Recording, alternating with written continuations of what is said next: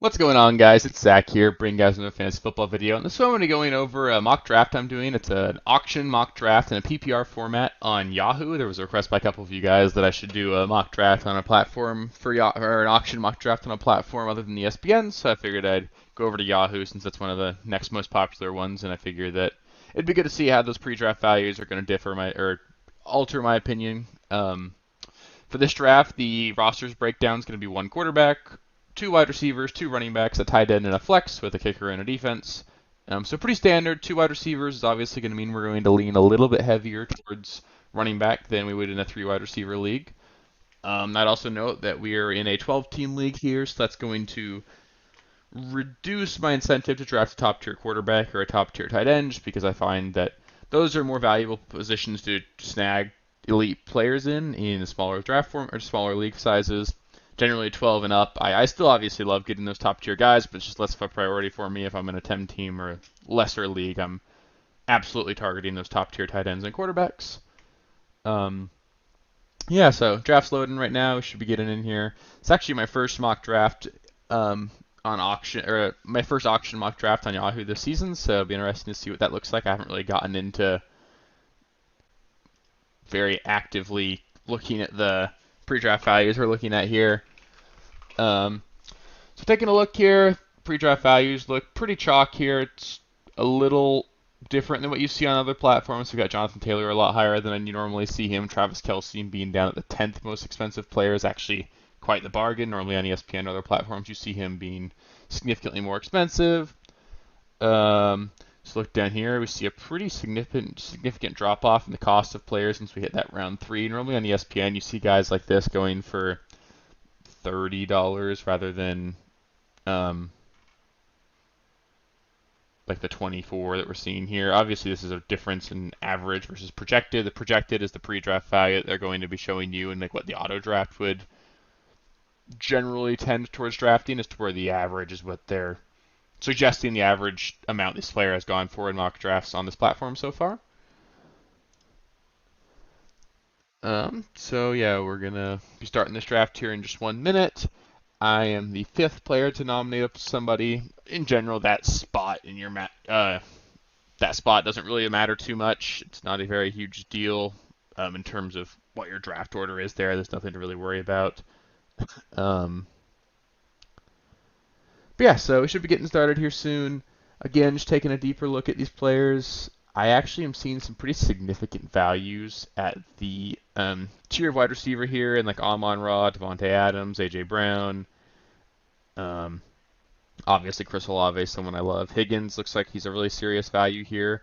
The quarterbacks as well are significantly cheaper on Yahoo than what I've seen elsewhere. That's really interesting actually to take a look at.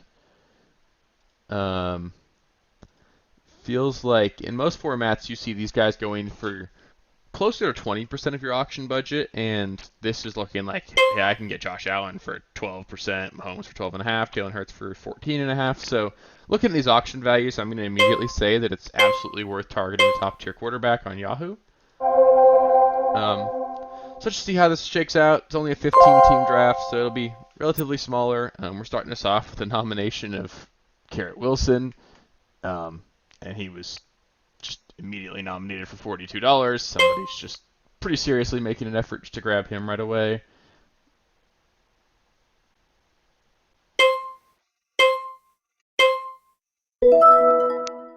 Cool. So that'll be the first player here. I don't have any problem drafting Garrett Wilson for 42 here. It's just not a player that I'm really desperate to get on my team. So unless he goes for a significant bargain, he's not somebody that I find myself drafting that early. I want to really be able to let my draft play out the way I generally want it to. And there we go, Jalen Hurts immediately going for much more than what the pre-draft value suggested. Given how cheap it looks like Josh Allen and Patrick Mahomes go for based off of pre-draft value on this platform, I'm actually going to wait.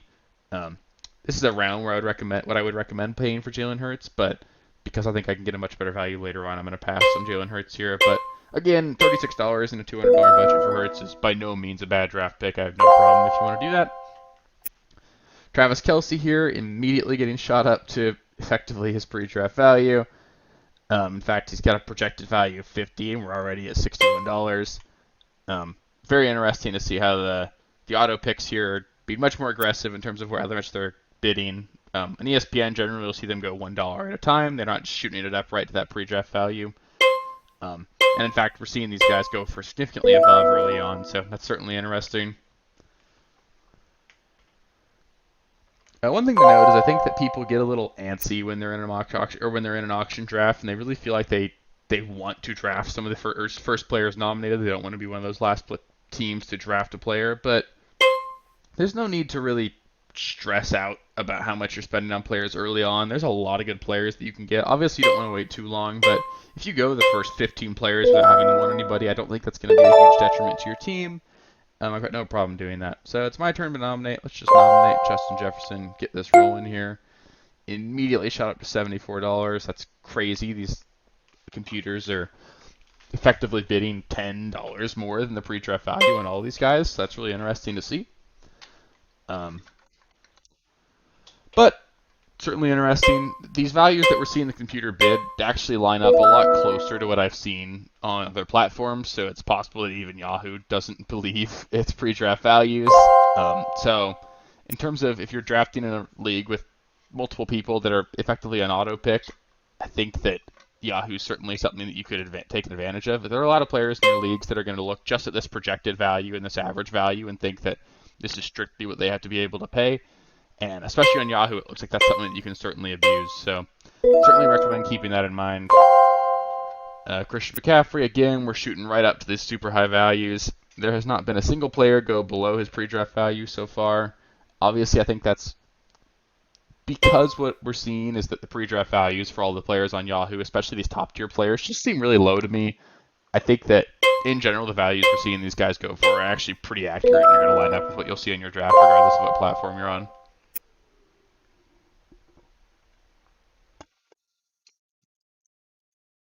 Again, no really dilly-dallying here, just immediately shooting Jamar Chase up to $66. No problem with that. She's 73 already. I've got no interest in spending that much on Jamar Chase or Justin Jefferson. I think they're worth it, but I just don't really like how my roster construction turns out when I actually pay that much for a player here. So I generally avoid doing that. Same thing with Cooper Kupp. It's just not worth spending 30% of my budget on a player that I think I can get similar production from out of players that are going to be a lot cheaper. Obviously, nobody's going to be super similar to these top guys, but I just haven't found that I like the way my teams pan out when I spend this much on any of these top 3 guys.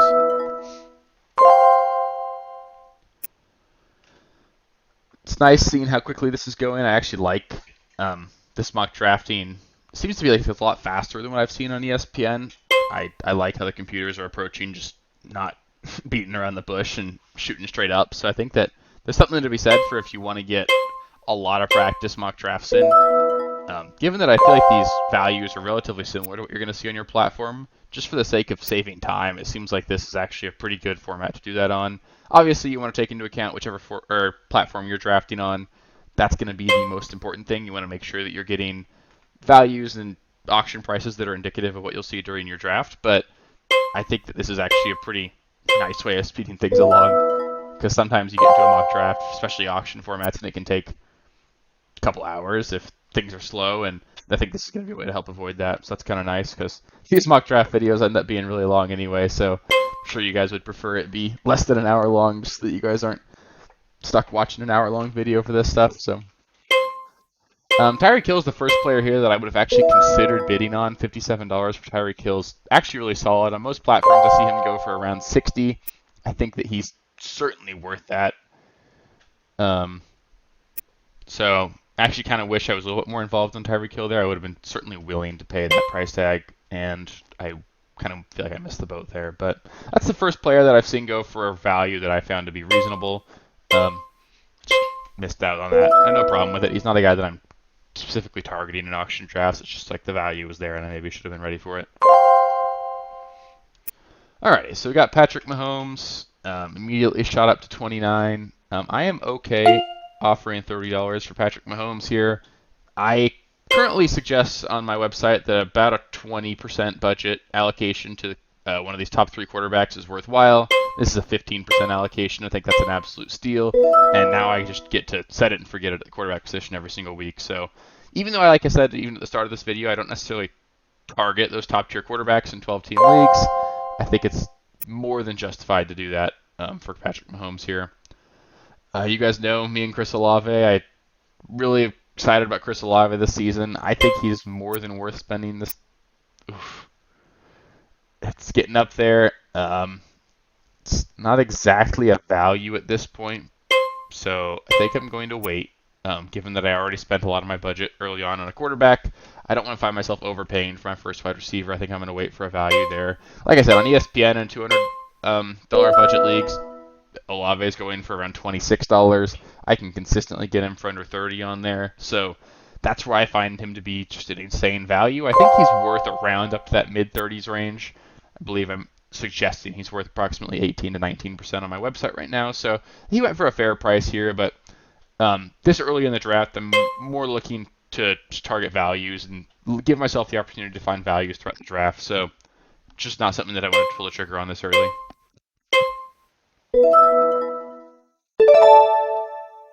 Cool, so it's my turn to nominate a player. Again, I generally like to nominate players that I'm just not exactly interested in drafting. Breece Hall is somebody that I've pretty much been avoiding all off season. I just don't see a world where he actually significantly outproduces his ADP. We've just got a really long history of guys coming off of torn ACLs and it just being a slow start for them at a minimum. Obviously, I think Breece Hall is an extremely talented player. I think he's going to have a really awesome career in the NFL, but it's just going to be really tough for him. The Jets have one of the toughest starts of the season this season as well. Their schedule is absolutely brutal. They're going to have a really hard time being competitive for the first half of the season, and that coupled with Breece Hall not being 100%, it just kind of scares me. It's going to be a new offense, too. They're probably going to have to work through some kinks as well. I just think that slow start is going to really hurt you if you spend that much capital on Breece Hall, so he's just not somebody that I find myself doing. Stephon Diggs is another guy that I find drafting on occasion. I generally look to be paying in that 25 to 26% range for him. Just haven't. I was going to be all over Nick Chubb here, but 56 is just too steep. I'm generally looking to pay in that 50 to 55 range. Just can't convince myself to go above that, especially again this early. I'm looking for values going forward.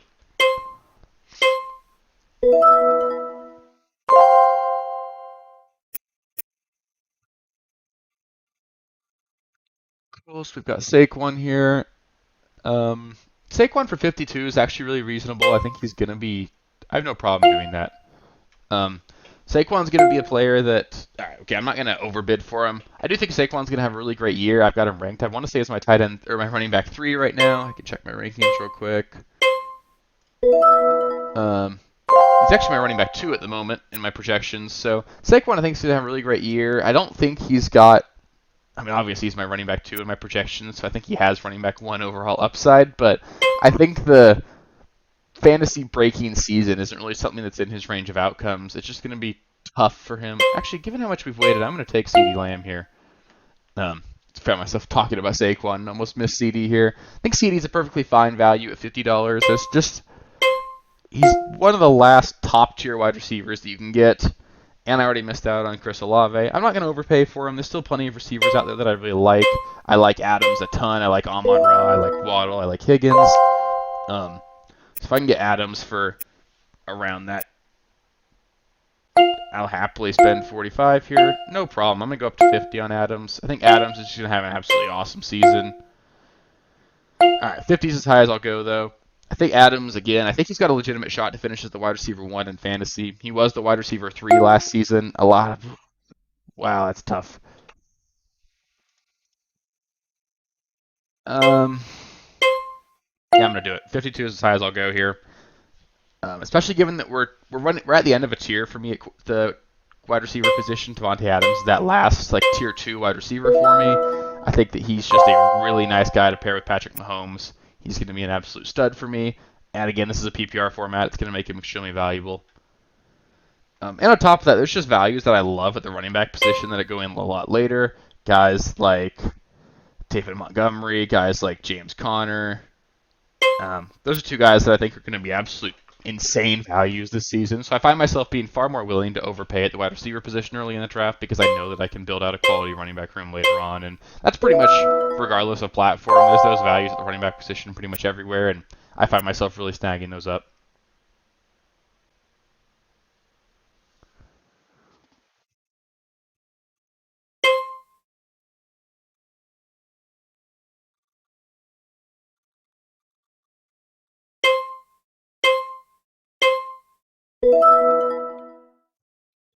Amon Ra for 44 is another value that I've got no problem with. I think Amon Ra is going to have a really solid season. I would have preferred to get Amon Ra for 44 to compare to Devontae Adams at 52, but I didn't want to wait and risk having to force myself to overpay here.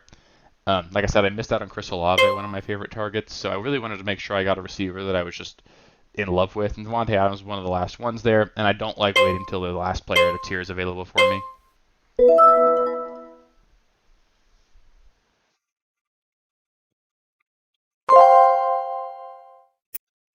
That'll be interesting to see what happens with Josh Allen. I got Patrick Mahomes for 30. I would hope that Josh Allen goes for a similar price tag. It always sucks when you draft a quarterback or a player at a 1Z position really early and then you see one later on go for cheaper. Looks like I got a reasonable value here. I think Josh Allen, Mahomes, and Jalen Hurts are all pretty much effectively equal. I've got them ranked Jalen Hurts, Mahomes, Josh Allen, but no problem ranking them whichever order you want there.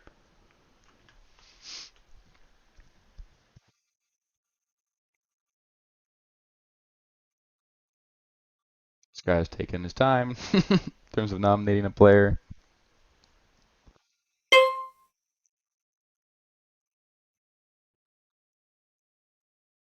All right, probably have someone who's just not at their keyboard right now. Let's see what Jalen Waddle goes for. Again, every single one of these players early on is going for significantly above that pre-draft value that's suggested. I have no real problem with that because I think like these values that you're seeing are a lot more in line with what I've actually seen in terms of mock drafts on ESPN and other platforms. So I don't think these values are by any means unreasonable. It's just a little strange seeing the computer abide by values other than what it's recommending.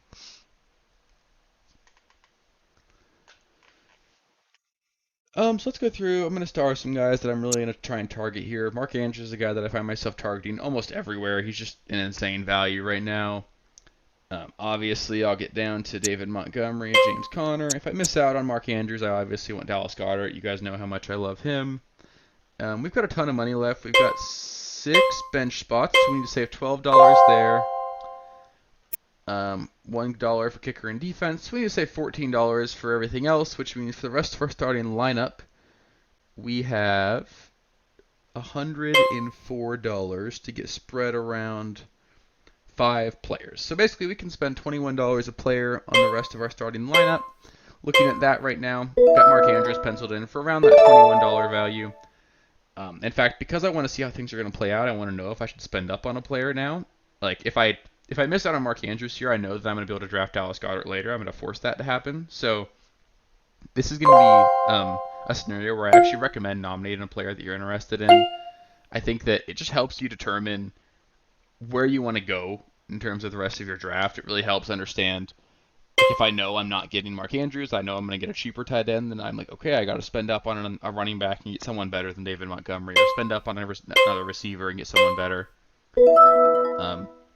But there we go. Mark Andrews, I overpaid a little bit, 26. I've got no problem doing that. I think he's easily worth 15 to 18% of your budget risk this season, and that was still only 13, and he went for significantly above that pre-draft value. I think that Mark Andrews is just an insane value right now in fantasy. He's probably the only tight end outside of Kelsey that has a realistic shot of finishing as the tight end 1, and he's just a third the price of Kelsey right now. It's really hard to justify taking Travis Kelsey in that first round when I see such a great value for Mark Andrews.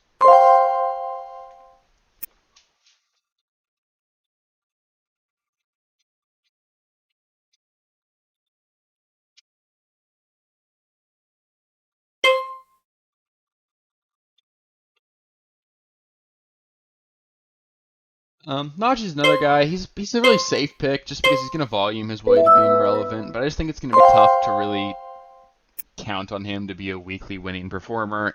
The ceiling's really limited just because of a part of a really bad offense. He's just not somebody that I find myself drafting a ton of, even though I do think he's going to have a solid season. Devonta Smith, I like Devonta Smith quite a bit. He's somebody that I've drafted here and there. My only concern with Devonta Smith is that his breakout kind of came last season after Dallas Goedert got hurt. So it's kind of a little up in the air in terms of whether or not he was truly an elite performer. Obviously, he's an elite talent in the NFL, but I think the target share might be a little bit less than people are hoping with Dallas Goedert in the fold. I still think the Eagles are going to be a little bit more pass heavy this year than they were in last year, so I think there's plenty to go around for all 3 players in that offense, so I don't mind it, but it's just something that I want to bring up that Devonta Smith might be a little bit worse than we saw last season. I think I'd have no problem drafting him, but I wanted to be a wide receiver 2 on a team between the three like elite wide receiver 2s, between T. Higgins, Jalen Waddle, and Devonta Smith. I'd certainly take Devonta Smith last out of those three. That's not necessarily a bad thing. It's just a really elite group there, but he's just not somebody that I'm in love with drafting, but I'm not exactly against it either.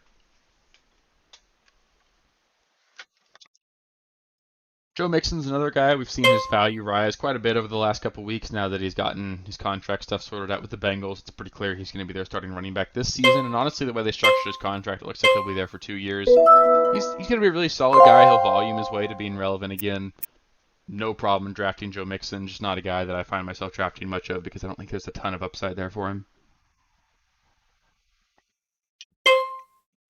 Joe Mixon to me is kind of like a slightly more talented Najee Harris on a better offense. So I've got no problem taking Joe Mixon. It's just like I don't think he's an elite talent in the NFL, and I think that he's obviously got plenty of concerns. The team doesn't really love him, so it'll just be interesting to see what happens with Mixon.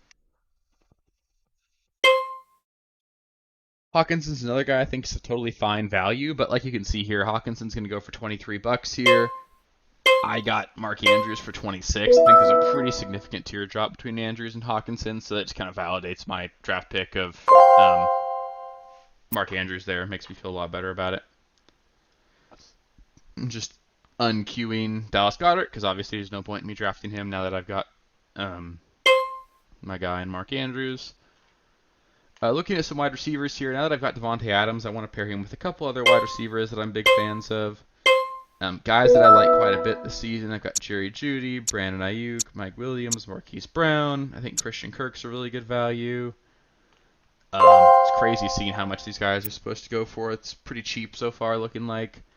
I think Keenan Allen's a perfectly fine value there. I like Lockett quite a bit, although he is more expensive on this platform. On ESPN, his pre-draft value is $8. Here it's $14, so that's right around where I think he should be going. So I don't think that's a bad value, but it just makes me feel like if I'm going to draft Tyler Lockett, I'd recommend doing it on ESPN rather than on Yahoo this season. Looking at other running backs. Are there any other running backs that I'm interested in? Jahmyr Gibbs for 20 is a perfectly fine value. Got no problem with that. I think Alvin Kamara for $3 is great. Antonio Gibson for 2 is another great value. Don't really find myself drafting this tier of running back. I like Miles Sanders quite a bit, but he's really expensive. I think it's going to be really tough to.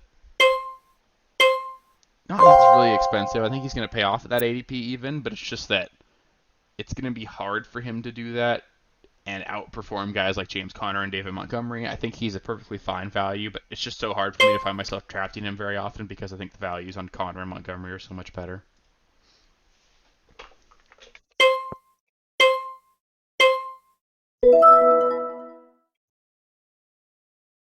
So again, let's just look at do a quick budget check here. Right now we've got $92 left. We're looking at our team here. We've got to fill 4 more starting slots, and then we need $14 for the rest of our bench, and our kicker and defense. That puts us at $78 for 4 players, meaning we can spend $19 to $20 per player. That's perfectly reasonable for me. I think we're actually at the point where that's as expensive as players get. Obviously, we're still seeing some slight overpays, but that does suggest to me that I should sort of just be taking the best player available when they're nominated, like I generally preach, especially in teams that are a little bit smaller. Like if you look at our team here, it's only 15 players deep. There's going to be plenty of opportunity to add players on waivers throughout the course of the season. That means that really it's just as important as possible to just really stack your starting lineup. So I'm going to start us off here. I'm just going to nominate Keenan Allen. And I'm probably just going to target getting him if it's at all reasonable. 21 is about as high as I'll go there. I think Keenan Allen's going to be a really solid player again this season. He's clearly still an elite talent, and if he's healthy, he's going to be probably a low-end wide receiver 1, high-end wide receiver 2, and I really love having him as he's my wide receiver 2.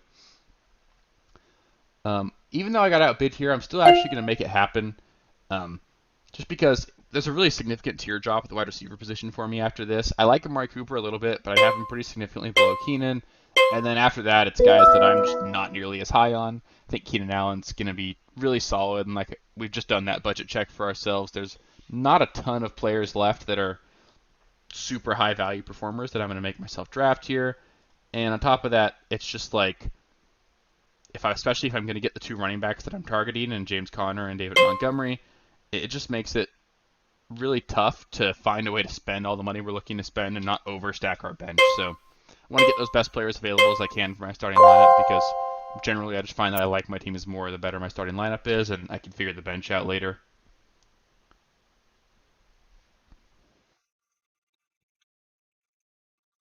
So I like Amari Cooper quite a bit. I've only got $69 left. Like I said, we need to save that 14 for a kicker, defense, and 6 bench spots. So we've got $55 for 3 spots here, meaning we can spend roughly $18 per player.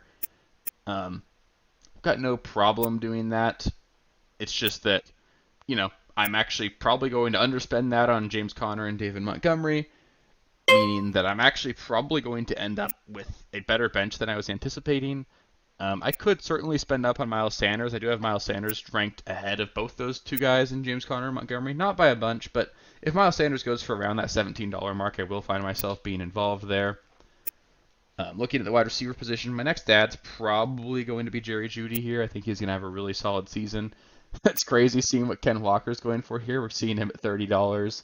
I have pretty much no interest in spending $30 on Kenneth Walker. I think he's going to be a low-end running back too this season, but he's got upside. It's tough to deny that. He's a really talented player, so I don't necessarily hate it.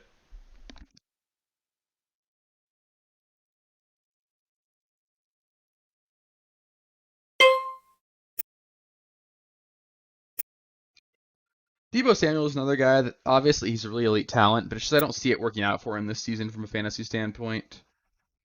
We've just got way too much evidence that there's just a lot of weapons in San Francisco. It's going to be an offense that's just going to be a really spread around sort of deal. I think Brandon Ayuk's a really elite player. I think that obviously Christian McCaffrey's elite, George Kittle's elite. There's just a lot of weapons in that offense, so it's tough to justify spending up on Deebo Samuel there.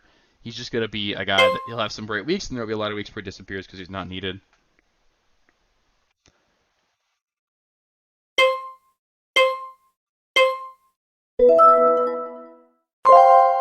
So let's see what Miles Sanders goes for here. If I can get him for 17, I'm gonna do it. I think he's a really talented player. Oh, I can't justify. Well,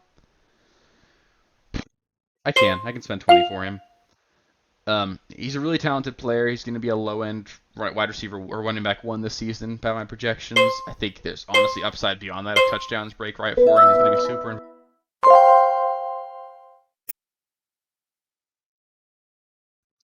My bad. He'll be super involved as a pass catcher. I think he's just an elite talent. He's a guy that's really going to stabilize my running back room. And given that I waited, I don't want to be just gambling on Connor and Montgomery here. And like I said, I've got the money to do it. I've still got $49, which means I've got $35 for my last running back and then my flex spots. I'm not going to be spending that, so I'm still going to have leftover money to fill out a better bench than I even was intending. We're going to be able to make a really solid team here doing that, and I'm going to be glad that I got Miles Sanders by the time this is over. Drake London's the guy. It's another player that I think the talent's really great for. He's an elite player. Clearly, he's just in the same tier as Olave and Garrett Wilson from a talent standpoint, if you ask me. But it's just a really brutal spot for him. I don't believe in Desmond Ridder. I don't believe in Arthur Smith as the head coach. It's going to be a really, really run-heavy team in Atlanta. They spent the 8th overall draft pick on Bijan Robinson. They've got a really good offensive line. It makes sense. That's what they're going to do. They're going to want to run the ball into the ground, and I don't really blame them. But it's going to make it really hard for them to win fantasy or win real football games. It's going to be really hard for them to see a ton of production from either Brandon or Drake London or Kyle Pitts, just because the volume's not going to be there. They're going to have to be super efficient, and it's really hard to be super efficient when you've got a young quarterback in Desmond Ridder who's just probably not going to perform at a super high level. I just can't justify the price tag on Drake London, especially on Yahoo. On ESPN formats, Drake London costs you about $8 right now, which to me is much more in line with what I'd recommend paying.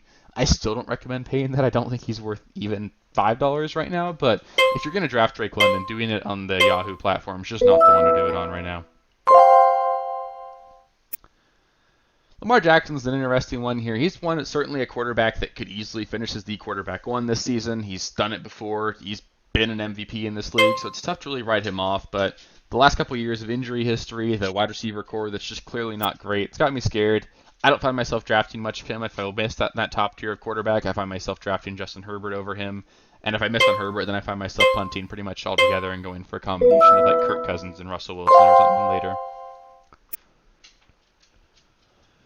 Terry McLaurin's another guy. He's just a really safe wide receiver too. He's just a really talented player. The offense can't really be worse than it was last season. They're going to either have Jacoby Brissett, who's perfectly capable. He did a good job supporting Amari Cooper last season, or they'll have Sam Howell. And if they have Sam Howell, it means that he's better than Brissett. So Terry McLaurin's a pretty safe pick. I've got him ranked just below ADP. I don't find myself drafting much of him just because I have a hard time drafting receivers on offenses I don't love, but certainly don't mind drafting Terry McLaurin. So right here, I'm going to nominate a running back that I find myself drafting everywhere, David Montgomery. I'm even willing to overpay a little bit and get him for 10. To me, he's just going to be a low-end running back 1, high-end running back 2 this season. He's going to have massive touchdown upside all year. He's a really good player. I think a lot of people don't realize how talented he is. And he's on an offense that's going to be super explosive. They're going to score a ton. He's definitely going to have double-digit touchdowns this season. And if he's your running back 2 at that price tag, it's just absolutely worth doing. So we've pretty much got our starting lineup filled out here. We still need to get a flex, and then we really want to dig into our bench. Looking at our flex spot, well, let's see. We've got $39 left. It means on our flex spot, technically we can spend 25. We're not going to spend 25 on our flex. We're kind of past that tier, so we're going to have extra money to build out a better bench than we intended to. That's not a problem. It just means that we maybe could have optimized a little bit better for a better starting lineup, but I've got no problem with the starting lineup. We've got number 1 quarterback, number 2 tight end, top 5 wide receiver, another top 10 right wide receiver, probably 2 top 15 running backs by my projections. Just going to be a really solid team here. And we're going to have more depth than I thought we would, so would have no problem drafting this team. I'd feel pretty good about it after the draft. Chris Godwin's a tough one for me. The upside for me is just really not there this season. He's going to catch a ton of passes. He's going to be a really talented player because that's what he is. But this is going to be a less pass-heavy team than they were last season. He was able to volume his way to being fantasy relevant last year because the Buccaneers threw the ball over 700 times. I don't think that's going to happen this season. So you're going to need increased touchdown upside for him this year. And I don't know how much the Bucs are going to score this year. I just don't find myself drafting Godwin very often. I think that if you want to draft a Bucs wide receiver, draft Mike Evans 2 rounds later and be happy because he's actually a guy that could spike from a touchdown standpoint. DJ Moore is another guy. I just don't find myself drafting a ton of. It's sort of the same story as like Drake London. Really talented player. It's been the story for DJ Moore's entire career, actually. He's just a really talented player in a really bad spot for him to perform at a high level. I'm absolutely going to draft James Conner here. I have no problem spending money on getting 3 good running backs. James Conner is going to be a fringe running back 1, low-end or high-end running back 2. Getting him for $11 is an absolute steal. He'll slot into that flex spot really great for me, and on top of that, it's going to give me just a little bit of added security at the running back position. I don't want to go into my season with just 2 running backs. There's also a huge drop-off for me after James Conner. If we look at all the running backs available now, there's really nobody that gets me excited. I mean, Rashad Penny's a guy I like if I can get him really late for about free. I think Antonio Gibson's going to have a really solid year, but after that, after where we're at here from the running back standpoint, I'll probably look to grab Gibson for like $2, and then after that, there's not a whole lot that I'm in love with. I think P. Ryan's going to be solid. I think that Javante's got upside, but it's tough to really know.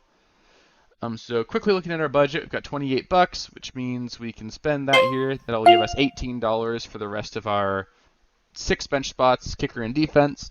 That's pretty much right where we want to be at. So we'll have 5 bench spots. I mean, we can spend just over $3 per bench spot.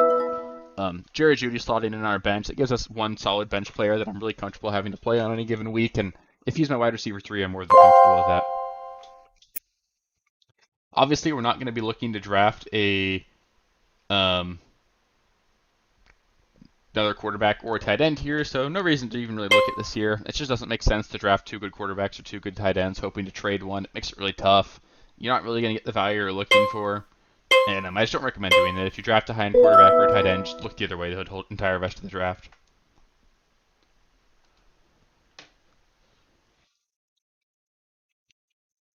So looking at other guys I want here, like I said, we've got $18 left. This means that we can spend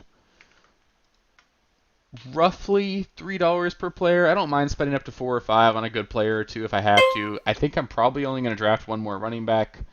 Probably be Antonio Gibson. Going into the season with 4 running backs I find is okay. Generally I'd try to draft more, but we kind of waited on the position because we went so quarterback and tight end heavy. So don't find myself really targeting any more running backs other than Antonio Gibson here. Rachaad White for $5 is actually more than worth it too. That's actually crazy. I didn't even see him. Um, on the ESPN platform, Rachaad White's going to cost you about $26 right now. As to on Yahoo, he's 5. Um, that's a really insane value. I personally think he's worth closer to like 15. So on ESPN, absolutely do not draft him. On Yahoo, I think you should absolutely draft him. So a couple of key takeaways so far for me here are that if you're on Yahoo, I think you should absolutely draft a top tier quarterback. They seem to be pretty significant bargains. And then Rachaad White seems to really stand out for me as a bargain on this platform. So I'd recommend him as well. Deontay Johnson, he's just going to be really solid, low-end wide receiver too. Nothing to really get excited about, but he's certainly worth drafting. Okay, let's see here. Now that we are a little bit later on, I'm going to try and snag Marquise Brown. If I can get him for that $4 number, that just... Oof. He's worth 6. I've got Marquise Brown ranked inside my top 20 at the wide receiver position. If he slots in my wide receiver 4, I just feel a lot better about my wide receiver room, especially given that I'm a little concerned with having Keenan Allen. Obviously, Keenan Allen's a great player, but there's obvious injury risk with him, so I want to have a little bit more depth at the wide receiver position, given that I have Keenan. So that's really solid right now. We've got $12 left, meaning we've got 2.5 per bench spot and then 1 on the kicker and defense. So we've got to be a little bit more frugal here. I don't mind getting down to $1 per player, but just something to be cognizant of. It gets a little bit tough to get to that point in the draft where you only have one player per or $1 per player, because then you're effectively in a snake draft where you can only draft a player when you get to nominate them, and then anyone with more money than you can just basically veto your draft pick and take that player. So it's not something I like to put myself in a situation of. I'll do it if a value presents itself. So not exactly opposed to doing it, but it's just something I try and stray away from, especially this early where I've still got 4 more players coming.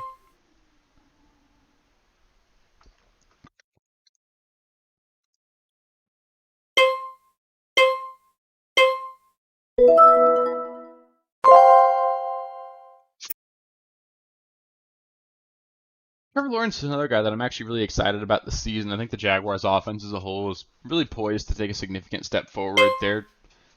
They've got all the tools they need. They were a really good offense last year, top 10 in most metrics, and now they've added Calvin Ridley. It's their second year in a new system. I think Trevor Lawrence is just going to be an elite player. I think he's going to have an absolutely awesome season, and I just have no problem targeting guys in the Jaguars right now. The only one that I really find myself being out on is Travis Etienne. I think Tank Bigsby is going to be more involved than people are expecting. I just don't think Etienne's that honestly as talented as he was drafted to be. He's a really talented runner, but he's not a very big guy. So he's a home run hitter, but he's not going to be a consistent touchdown producer. He was really bad in the receiving game, so he's probably going to lose work there to Bigsby as well. And it's just going to be hard for him to put up a really solid fantasy season if he's missing out on receiving down and goal line work. So I would avoid Travis Etienne this season. Ayuk for $9 is something I'm certainly all in on as well this season. I think Ayuk's going to be a low-end wide receiver 2 this year. He's a good player. He's been really good. He's kind of the wide receiver 1 for the 49ers really quietly. And I just think he's a guy that I actually target quite a bit later on in drafts to be a wide receiver 4 or 5, even 3 if you want to go a little bit running back heavy early on. Pat Freiermuth is sort of an interesting one to me. I just don't see a world where he actually is a difference maker at the tight end position. I think he's a really good player, but I just don't find myself really drafting him ever. He's just a guy that, he's a good player, but he's on a Steelers offense that's just, if I can get Mike Williams for $2, that's silly. Okay, yeah. Not going to spend 7 on Mike Williams. I want to save a little bit of money left here. There's a couple other guys I like Rachaad White. Christian Kirk is another guy I'd be interested in. I already mentioned Antonio Gibson, and Gabe Davis, another guy for $2 who's absolutely worth drafting there. Jameson Williams is another guy that's worth late round flyer on. Jordan Addison, Quentin Johnson are guys I like quite a bit. So we're getting into that part of the draft where people are drafting defenses. This will be kind of slow, but whatever.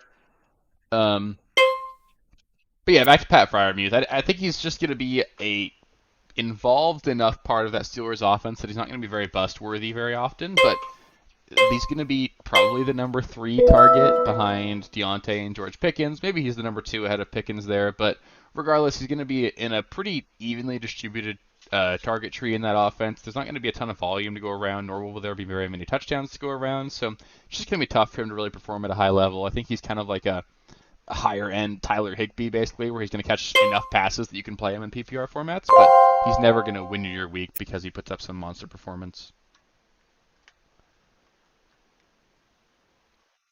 I do want to mention that I think come draft day, a couple of these rookies that I pinged down here in not Traylon Burks, Jordan Addison and Quentin Johnson, I think they're both going to have really quality years. Jordan Addison's obviously not off to a hot start, still being injured in training camp. Just got caught speeding at 140 miles per hour in a 55 mile per hour zone, so there's some risk associated with that, but both of these guys are going to slot into offenses. They're going to use them a ton. They're going to be really high-end offenses that pass a lot, and on most platforms, they're $2 right now. If you go on best ball platforms like Underdog, these guys are 6th, 7th, 8th round draft picks, and they're basically free right now, so they're absolutely worth targeting, especially in auction drafts. They're guys that I find myself drafting a ton of. Here's Justin Herbert. I find that he might be the best value at the quarterback position in general, even in this draft where he's going significantly for over his pre-draft value. In fact, double it. He went for $10. I think he's absolutely worth that. He's just a really good player. He's going to be on an offense that might throw the ball more than any other this season. His weapons are truly elite in Keenan Allen, Mike Williams, Quentin Johnston, Joshua Palmer, obviously Austin Eckler, Gerald Everett's a really explosive tight end. And their defense is really bad. So it's going to be a team that's going to throw the ball a ton. They're going to need to score a lot. They play really high-end teams as well.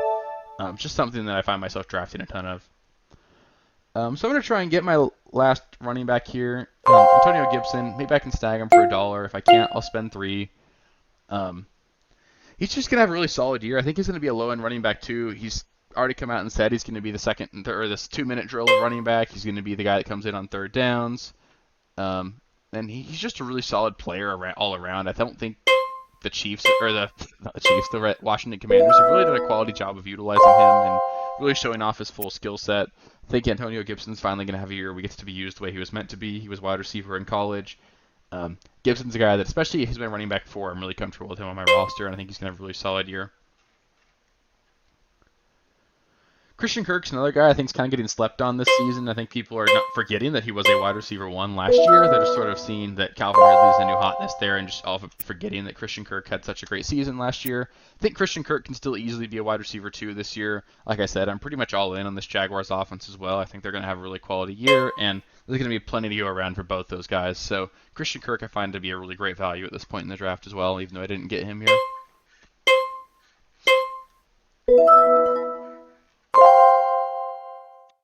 Darren Waller is a guy that I found that I'm just kind of out on. I just don't see a world where a guy that hasn't really been that relevant for the last couple of years suddenly comes back to relevance. It's really rare that you see a guy have 2, even 3 bad years in a row and actually see them perform at a high level again. On top of that, he's switching teams. It's tough to really make a meaningful impact when you switch teams and have an impact the next season. Daniel Jones really isn't that great as a passer. He only had 17 passing touchdowns last season. The Giants ranked 25th in pass attempts last year, 26th in passing yards. Just not a lot to go around there. There's just nothing that really excites me about Darren Waller other than the fact that maybe he'll lead the team in targets, but Saquon Barkley's going to get his in that offense. Darren Waller, I don't even know if he's good anymore. I just don't find myself drafting him. And on top of that, he's got a ton of injury risk with him, so if I draft Darren Waller, I feel like I need to draft another tight end, and if I draft a tight end that high, I don't want to need to. So it's just not a player I find myself drafting very much of.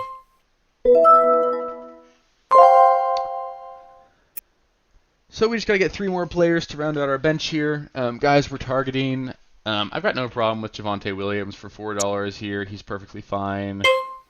Brandon Cooks for $2 is another value I'm not opposed to.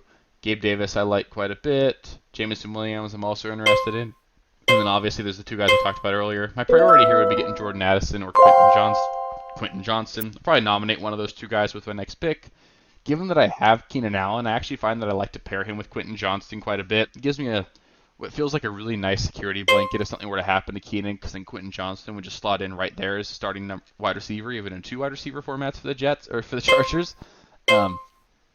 So Quentin Johnston's a guy that I find myself really liking to pair with Keenan Allen quite often, given that he's just not expensive, especially in auction drafts.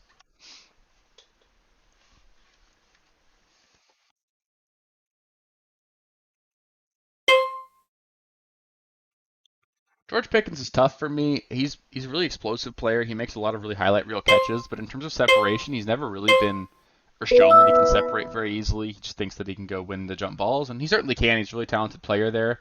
but it's just kind of hard for those guys to be really consistent. He's not going to get a huge target share. Obviously, Deontay Johnson's going to lead the team in that regard.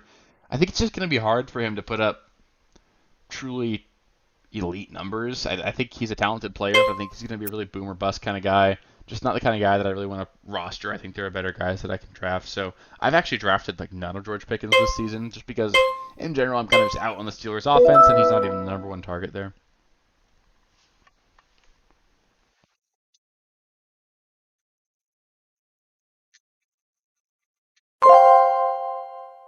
David Njoku is certainly someone that I'm actually interested in general. I think he's going to have a really solid year. I've got him ranked as my tight end 5. He's being drafted as the tight end 9 right now. He's a really explosive player. Deshaun Watson's shown a real tendency over his career to target the tight end quite a bit, and he could easily be the number 2 target in this Browns offense behind Amari Cooper. And it's tough to find tight ends with that much upside. On a week-to-week basis, David Njoku could truly be a week-winning player if he catches a huge bomb touchdown. He's an explosive player, can do a lot with the ball in his hands after the catch. If Deshaun Watson comes back to anywhere near his prior form, then we're going to see just a really quality season for Njoku, and I think he's one that could be easily one of the steals of the draft this late.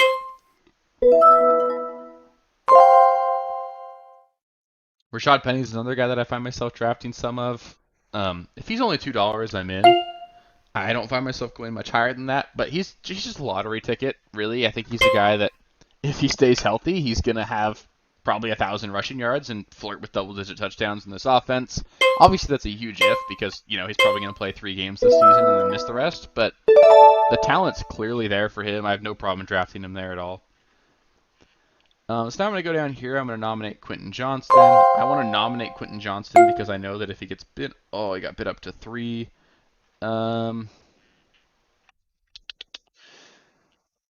Okay, I want to be able to get Jordan Addison as well, and I can't do that if I bid here because then I'm only going to have $1 left for the rest of my 3 players. So I'm actually going to let Quentin Johnston slide. I'll draft Jordan Addison, and then I'll just be spending $2 on each of my, or $3 on one, $2 on the other, and then I'll have my kicker and defense here. So that one sucked, but I have no problem. It's not a huge deal if I missed out on Quentin Johnston there.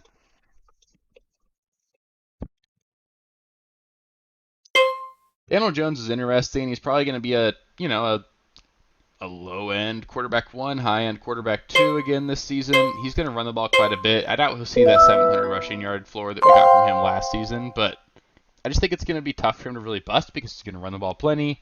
I think the passing number should improve a little bit having added Darren Waller. I don't expect it to be a huge difference for him, but maybe he'll throw a few more touchdowns this year as well. He could certainly have a quality season, but I just don't find myself drafting Daniel Jones much. I just don't think there's really much upside ahead of what he did last season. Greg Dulcich I like quite a bit. I think Greg Dulcich is certainly one of my favorite dart throws to the tight end position later on in drafts. He could easily finish as a I won't say top 5, but fringe top 5 tight end this season. He's a really explosive athlete. He can do a lot with the ball in his hands downfield. And I think that this entire offense is going to take a huge step forward in Denver. They've already raved about how much they want to use him this offseason. Sean Payton thinks that he can be a guy that they can really utilize in terms of getting him in mismatches and trying to force the defense into the bad spots with him. Russ clearly liked him a lot last season. If Russ can be anything near what he was back in Seattle, I think this is going to be an offense that's going to be a lot better, and Dulcich should be a huge beneficiary of that. So if you want to draft Dulcich for $2 late, given that you may waited and missed on the other tight ends, I think it's perfectly fine doing that.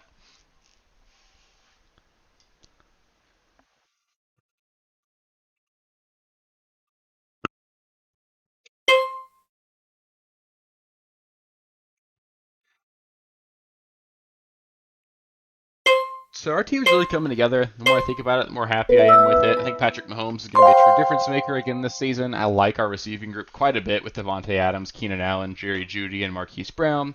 Our running backs, even though we waited, I think are really solid. We've got Miles Sanders, David Montgomery, James Conner, and Antonio Gibson. To go with Rashad Penny as well. Between those 5 running backs, I think we're pretty confidently going to have 2 or 3 that are going to be good every single week. And then obviously Mark Andrews at the tight end position is going to be an absolute stud. So this team's really turning out really well, and I think we're going to pair it really nicely with a couple of quality rookie young wide receivers here and be really happy with how things shake out here. Yeah,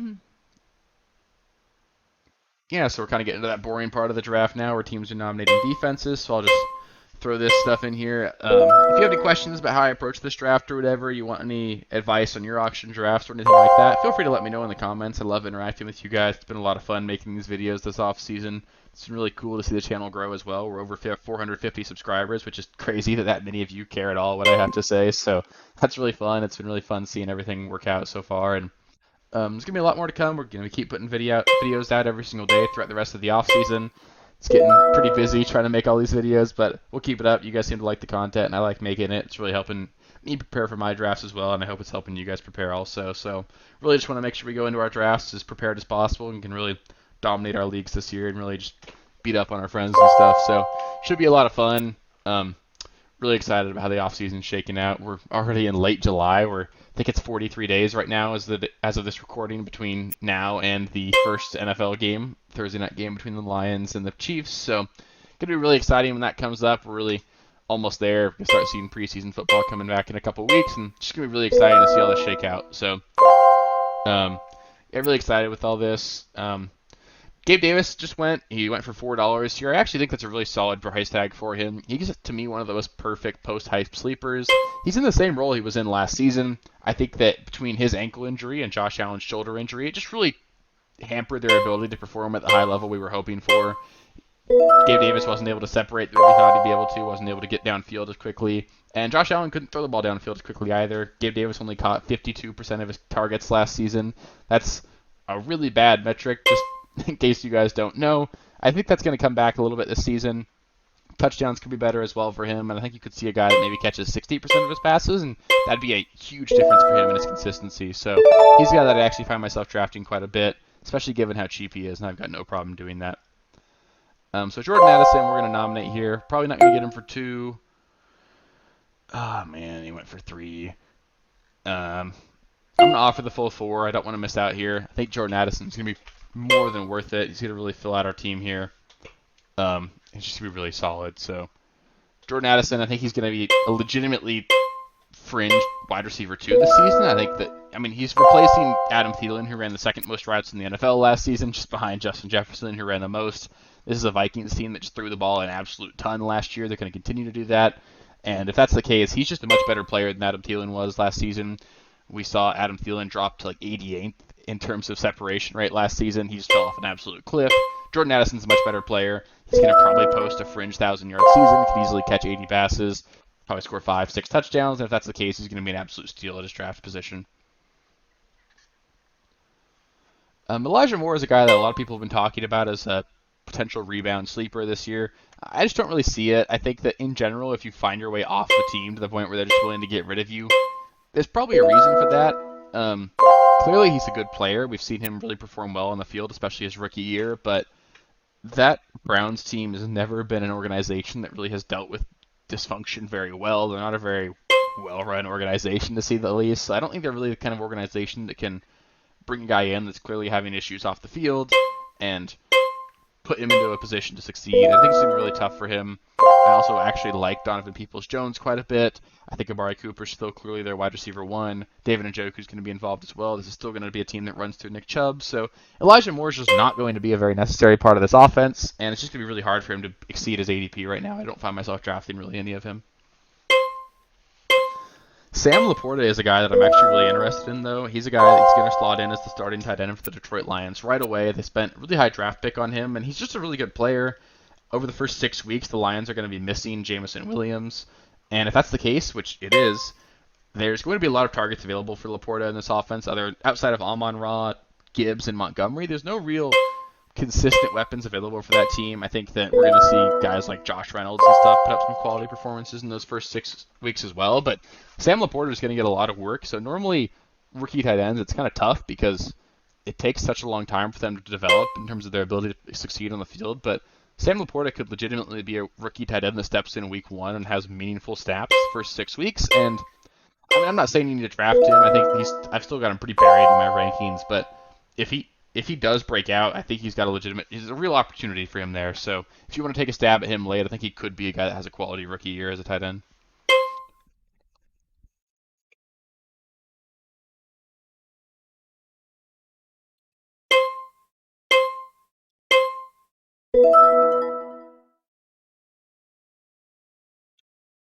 Now we're at the point I want to add one more wide receiver here. I want to be able to add a guy as well that I'm nominating for $1, and I need to get him for $1 because my budget's only $3. 3 players left that need to be coming out of my team, so I don't want to be dealing with a position where I'm going to be going back and forth and just waiting a whole another period. So these guys with the pre-draft value of 2 probably can't really make happen here. I think Tim Patrick could have a really solid year. I think Gallup's a reasonable pick as well, but someone I actually find myself drafting a decent amount of is KJ Osborne. He's kind of seeming to be the forgotten man in Minnesota. He actually posted a really solid end of the season last year. He was a really quality player, and I just think he's, we could easily see a scenario where Jordan Addison takes a while to acclimate to the NFL. If that's the case, then Osborne's going to be someone that could have an absolutely really quality start to the season. But that being said, the guy I'm probably going to be nominating here is going to be Rondale Moore. I've talked a lot about Rondale Moore and how I think he's a real steal in drafts right now. He's going to be a guy that's going to be the clear number 2 in Arizona's offense, and he was quietly breaking out last season. He had a 5-week stretch last season where he was actually a top 12 wide receiver prior to getting hurt. He had that -1 fantasy point game and just didn't really get healthy the rest of the year. Then we saw Kyler Murray get hurt, but I think that Rondale Moore is going to be a guy that can PPR his way. God damn it. Okay, so I'm not going to get Rondale Moore here. We're going to have to wait until our next turn again, but it's a bit of a bummer. But regardless, no problem there. I didn't need to get Rondale Moore, but point being, Rondale Moore is a guy that I think is going to be a really quality guy that you can start, especially in PPR formats. He doesn't really fit on my team here because if I'm starting Rondale Moore, things probably went really poorly between Adams, Keenan Allen, Judy, and Marquise Brown, along with Addison. So maybe that was actually a bad draft pick. Maybe I should have been reaching for more upside, a guy that actually has a legitimate shot to crack my lineup. Another thing I like to recommend is with your last picks, it's kind of a good idea to draft a guy that you're going to be able to see right away whether or not they're going to have a meaningful impact or whether or not they're droppable. So an example of this would be Isaiah Hodgins, for example. He was a really quality performer for the Giants last season. He's a guy that I think actually is a good player, and we just don't really know how that wide receiver room is going to shake out. He could be a guy that goes anywhere from being their wide receiver 1 to being a guy that doesn't make the team, given how many slot wide receivers they have. So that's a good example. Tyquan Thornton's another good example. He was a really highly drafted rookie last season, 2nd-round draft pick. He's super fast, super explosive, could easily be a guy that, there's an opportunity there in that Patriots offense for there to be an emergence of a number 1 wide receiver. If Thornton could do that, then we could actually have a real opportunity to get a steal there, but you'd probably know after week 1 whether or not that's going to happen, so that's a good example. Any running backs I could talk about? Guys like Raheem Mostert, Jeff Wilson, guys like that, where you're drafting them, you just get to see how the running back positions plays out in Miami. Players like that, I think, are certainly guys that are worth targeting with your last pick. Marvin Mims is another guy that I like quite a bit. I think he's just a really quality wide receiver. The Broncos spent a really high 2nd-round pick on him. And like I said, he's just a really good player. He's going to be a guy that he's going to be a guy that's going to be utilized downfield. He's going to be a field stretcher for that team. He's going to be the best option they have if they want to do that. So he certainly could be a guy that gets on the field more than we're anticipating. He's a guy I draft quite a bit in best ball because I think there's going to be several weeks this season where he catches a bomb touchdown, and he could certainly emerge over the second half of the season and be a guy that really ends up being worth a draft pick. So that'll probably be my next nomination. And then I'll end the video before we draft our kicker and defense because no need to make you guys sit through that. It doesn't matter. You will draft a defense that you'll switch every single week, and same thing with a kicker. I might put out a video as we get closer and closer to the season about which defenses and stuff are worth streaming to start the season, but it really doesn't matter. I'd be just kind of trying to put out extra content there. I don't think it's something that really is worth focusing on. I've looked into it a little bit. It looks like the Saints are going to be really quality defense for the first 6 weeks. Their matchups are really quality, but in general, it really doesn't matter too much what your defense is that you draft. James Cook's another guy that I think could have a really quality season. I think in general, he's by far the best player in the backfield in Buffalo. He's a guy that, easily could be an extremely efficient player. He's also a guy that no longer has to worry about Nyheim Hines for target competition in that offense out of the backfield. Nyheim Hines had a really unfortunate jet ski accident. I think that news broke yesterday. It's going to require surgery, and he's going to miss this whole season. So James Cook will be the running back that's on the field on 3rd down for the Bills. Obviously, Damian Harris will probably steal the goal line work, but in reality, the goal line running back in Buffalo has always been Josh Allen anyway. Regardless, I think that James Cook, for $1 especially, is certainly worth the draft pick. He's a really explosive player. I like the talent, and if things break right for him, he's got a ton of upside, so I've got no problem with that draft pick.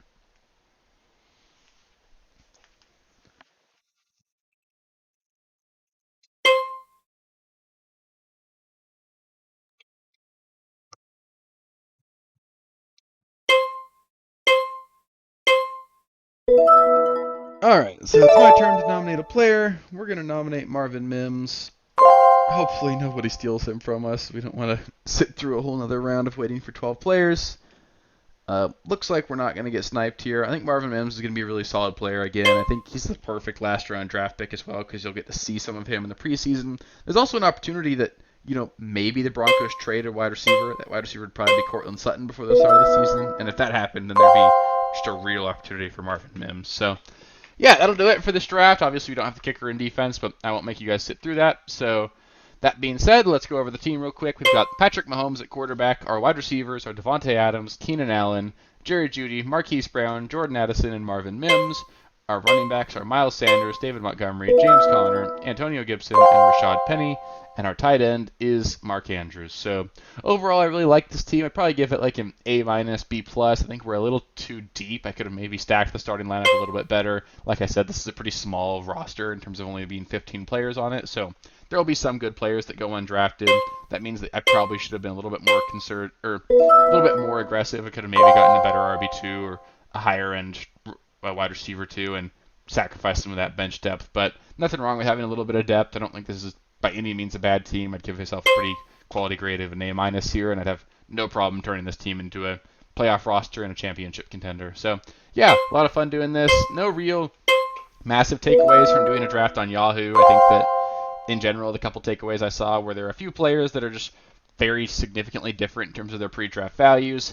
I would encourage you to look at my website for my recommended values that you should spend on each player. I think those are generally a lot more accurate, a lot better than what you're seeing on each individual platform. And then you can certainly compare that to each and every other platform and see where the true values are. One of the key notes I made was that the quarterbacks were way undervalued on Yahoo, and I got Patrick Mahomes for 15% of my budget, and that's going to be a huge difference maker for me on my team. So I recommend doing that. Mark Andrews is still a value. Pretty much on every platform, Montgomery and James Conner are values, so that didn't change. And yeah, in general, I think that pretty consistent across the platform. Just a couple players here and there that are a little bit different, but make sure you keep in mind which platform you're drafting on and see what those pre-draft values are so you can really abuse those. But yeah, thank you guys so much for watching, and I'll catch you next time. Thank you guys for watching. If you haven't already, please be sure to subscribe to the channel, like the video, check out these other videos here if you haven't. If you want more content, please feel free to follow me on Twitter at RealSteelFFB. I'll be more active on there as the season goes on. Thanks. Catch you later.